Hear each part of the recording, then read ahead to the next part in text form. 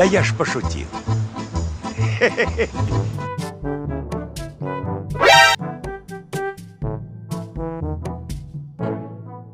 Да не бомбит у меня! Ты чё орёшь? А чё не бомбит?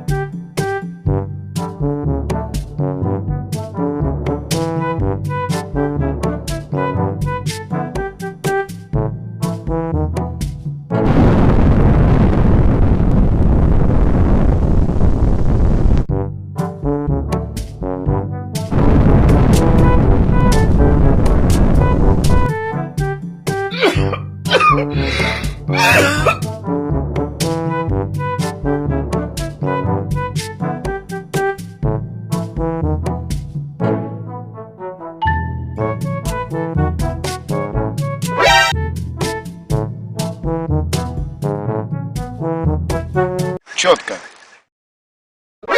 Страшно, очень страшно. Мы не знаем, что это такое. Если бы мы знали, что это такое, мы не знаем, что это такое.